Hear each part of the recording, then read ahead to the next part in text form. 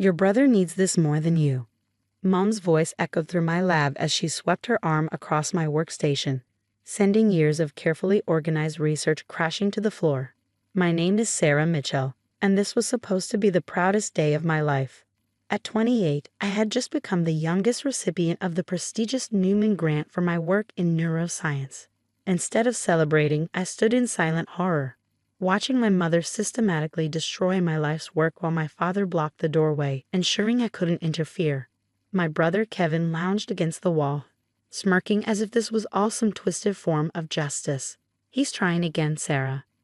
Mom continued, her designer heels crushing delicate glass slides beneath them. Kevin's ready to go back to school, and this grant could change his life. The irony of her destroying my research while advocating for Kevin's education wasn't lost on me. I glanced at my phone, making sure it was still recording. The security cameras were catching everything too. But I wanted my own copy. Years of dealing with my family's favoritism had taught me to always keep evidence. Mom, I said calmly, the Newman Grant isn't transferable. It's awarded to specific researchers for specific projects. You can't just give it to Kevin. Don't be selfish. Dad finally spoke up, his voice carrying that familiar tone of disappointment he perfected over the years. Your brother has struggled. You've always had everything come easy to you. Easy, right? Because spending 8 years in rigorous research, working holidays and weekends while Kevin partied through 3 failed attempts at college was easy. Because earning this grant through merit and hard work while he expected it to be handed to him was easy.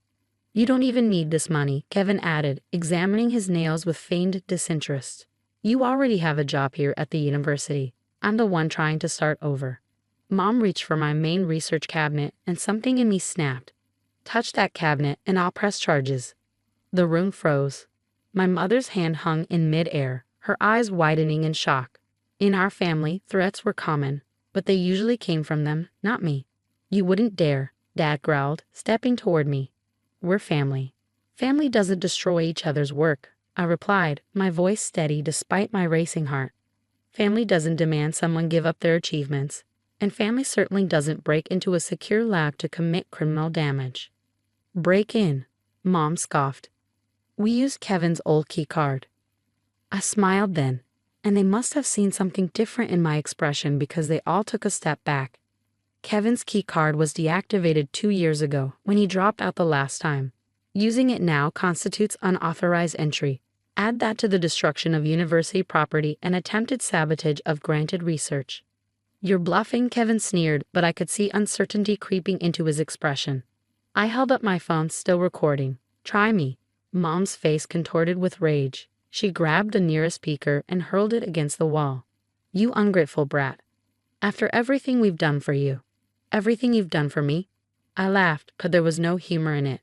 You mean like when you spent my college fund on Kevin's first failed attempt at school?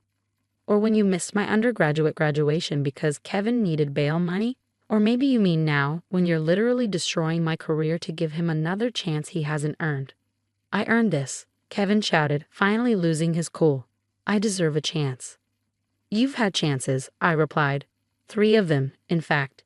Each time, you chose partying over studying, drinking over learning. The Newman Grant isn't a chance, Kevin. It's a reward for work already done, research already proven valuable. You can't deserve something you haven't worked for.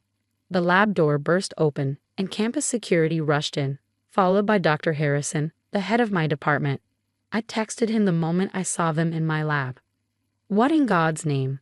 Dr. Harrison surveyed the destruction, his face darkening with each detail he took in. These people are trespassing, I said professionally, as if I wasn't watching my world being dismantled by my own family. They've destroyed university property and attempted to sabotage granted research. I have it all on video, and I'd like to press charges. Sarah, please, Mom's voice shifted instantly to pleading. We can work this out as a family. Security, Dr. Harrison's voice was cold. Please escort these individuals to your office. The board will want to review this incident immediately. As they were led away, my mother still pleading, my father glaring, and Kevin looking shell-shocked, Dr. Harrison turned to me with concern. Are you all right, Dr. Mitchell? I looked around at my destroyed lab, years of work scattered across the floor. But strangely, I felt lighter than I had in years. No, I replied honestly, but I will be. What I didn't know then was that the university board meeting scheduled for the next morning would change everything.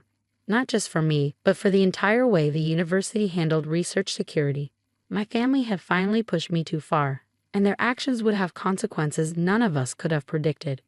The university board meeting room felt impossibly large as I sat facing 12 stern-faced administrators. The security footage played on the large screen behind me, showing my family's rampage in crystal clear detail. My mother's shrieks, my father's intimidating stance, Kevin's smug indifference, all preserved in high definition. Dr. Mitchell, Dean Anderson spoke first, her voice sharp with concern. Can you explain why your family had access to a secure research facility? Kevin, my brother, kept his old key card from when he was a student here. I replied, maintaining my professional composure. I wasn't aware he still had it. It should have been deactivated. It was, Dr. Harrison interjected, checking his tablet. They somehow reactivated it. We're investigating that breach separately. I wasn't surprised. Kevin had always been good at manipulating systems, just never at actually doing the work required to succeed within them. The footage reached the point where my mother threw the beaker. Several board members flinched at the crash. Dean Anderson paused the video. The damage assessment came in this morning, she announced. Initial estimates suggest over $300,000 in destroyed equipment and materials, not counting the potential setback to your research timeline. My stomach churned. I knew it was bad, but hearing the number made it real. $300,000 of university property destroyed because my brother wanted what I had earned. Fortunately, I said, pulling out my laptop, I maintain redundant off-site backups of all my research data, and I've documented every step of my work with multiple fail-safes. The physical damage is severe, but my actual research is secure. Dr. Harrison smiled slightly. He'd always appreciated my meticulous nature. That's commendable. Dean Anderson nodded. But it doesn't address the larger issue. Your family's actions have exposed serious security vulnerabilities in our research facilities.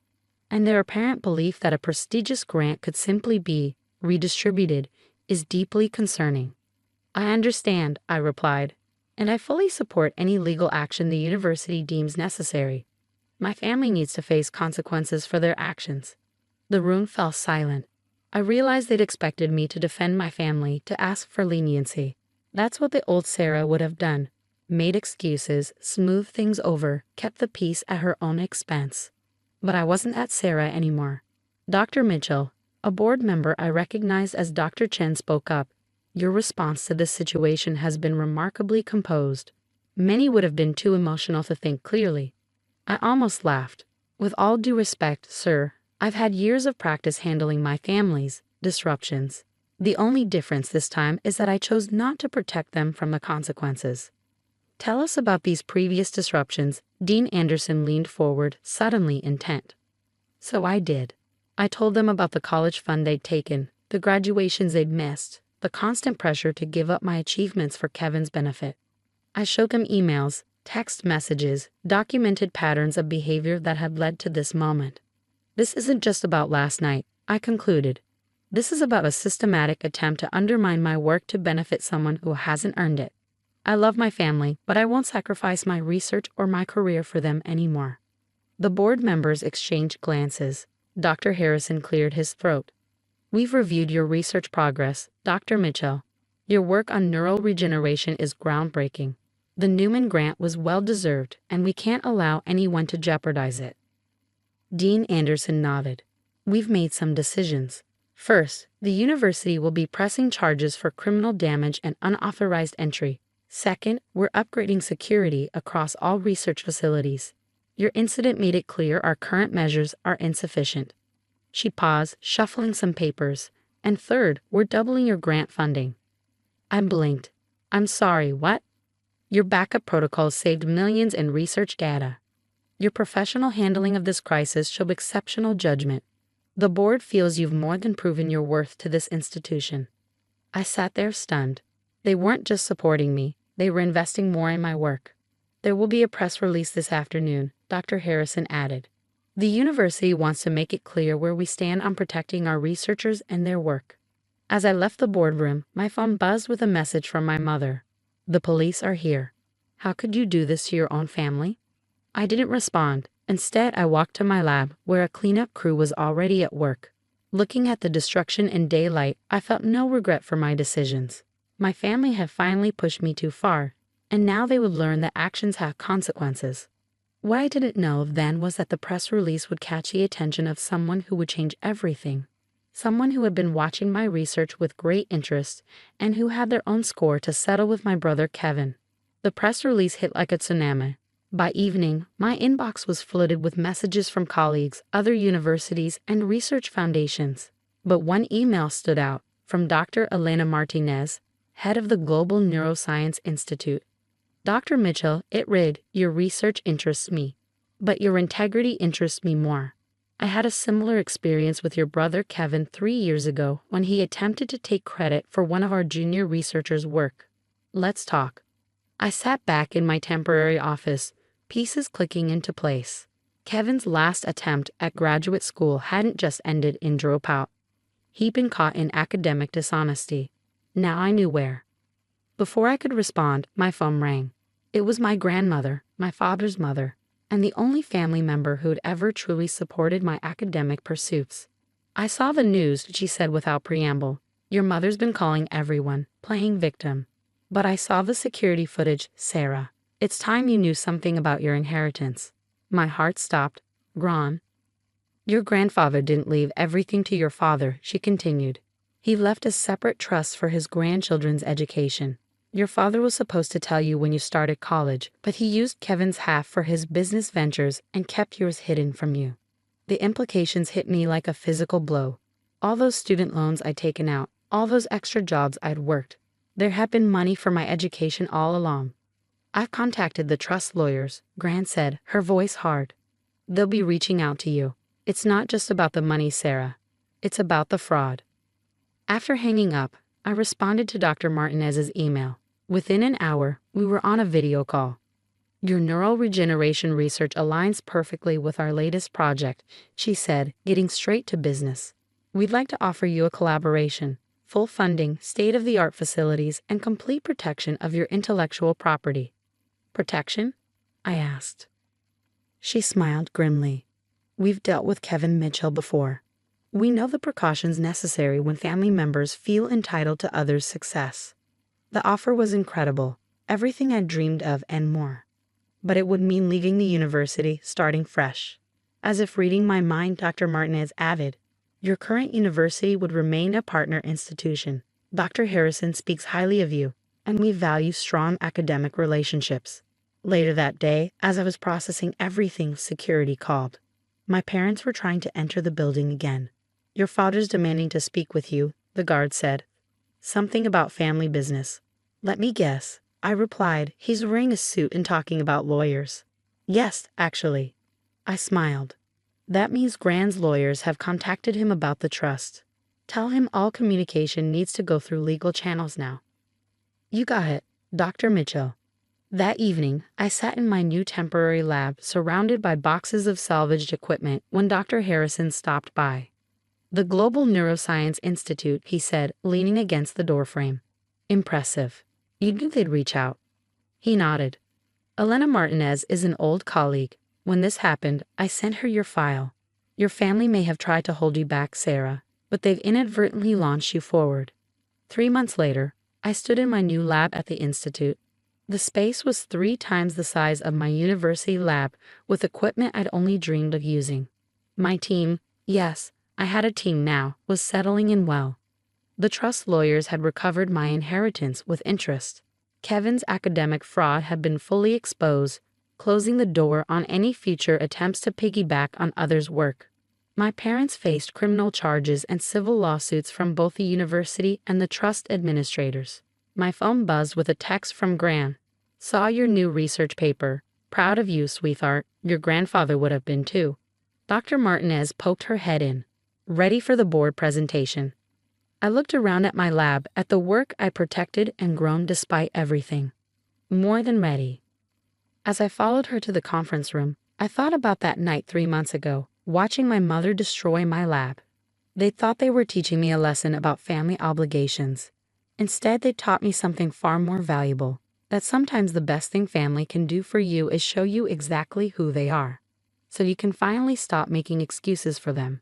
My research was thriving, my career soaring, and for the first time in my life, I was completely free of the weight of my family's expectations. Sometimes I realize what looks like destruction is really just clearing the way for something better to grow. Dr. Mitchell, the board chairman, greeted me. "We're excited to hear about your progress."